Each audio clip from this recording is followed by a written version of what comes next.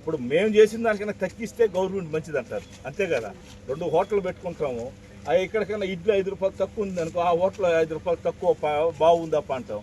వీళ్ళు రావటం ఇడ్లీ మీద 100 రూపాయలు ఎక్కువ పెంచేసినామంటే ఏమంటారు, ఆ హోటల్ చూడ పెంతలకి 100 రూపాయలు పెంచారంటారు.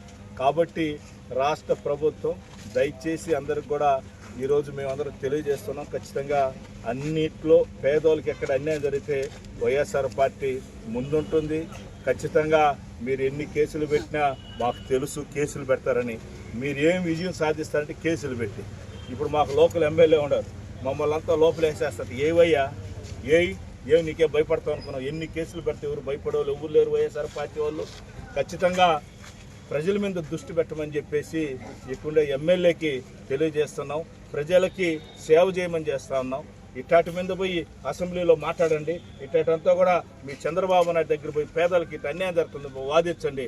తెల్లారులేస్తే డిఎస్పీకి ఫోన్ చేసినాం, తెల్లారు చేస్తే పోలీసు వాళ్ళు ఫోన్ చేసినాం, ఆ కేసు పెట్టారా ఈ కేసు పెట్టారా, ఎమ్మెల్యేలు అరెస్ట్ చేయండి, ఎక్స్ఎమ్మెల్యే అరెస్ట్ చేయండి, ఇది తప్పితే ఇంకేం దీని మీద ధ్యాస లేదు. ఎమ్మెల్యే గారికి ఖచ్చితంగా త్వరలోనే నేను ప్రెస్ మీట్ పెడతాను. ఏం జరుగుతున్నాయి కాళహస్తి మీద కూడా నేను కూడా ఖచ్చితంగా ఎవరు నీ కేసులకి నీ ఏదో అంటారు, మొన్న ఏదో ఒక టీవీలో వచ్చింది, నేను సుధీర్ అని.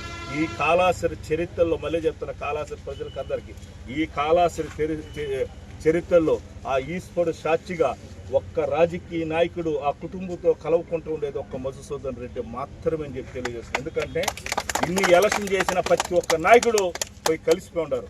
ఒక్క మధుసూదన్ రెడ్డి వాళ్ళకి యుద్ధం చేస్తానే ఉంటాను. నా కొన ఊపిరినంతసేపు బొజ్జల ఫ్యామిలీకి వ్యతిరేకంగా పోరాడుతూనే ఉంటాం.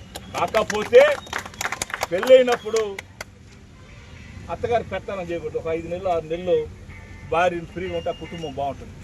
ఖచ్చితంగా గవర్నమెంట్ వచ్చింది, ఒక 6 నెలలు వాళ్ళకి వదులుదాం. వాళ్ళు 6 నెలలు ఏం చేస్తారు చూస్తామని ఉండం. అంతేగాని మీరు చేసేటన్ని త్వరలోనే అన్నీ వస్తాయి. మీ పుట్ట తగ్గింపులు ఎవరు భయపడేవాళ్ళు లేరు. జైలు పోయేదానికి కూడా రెడీగా ఉన్నాం. దొంగ కేసులు పెడితే జైలు పోయేదానికి కూడా రెడీగా ఉన్నాం. ప్రజలే రేపు జడ్జిమెంట్ ఇస్తారని తెలియజేస్తున్నాను. జై జగన్ అన్న, జై జగన్.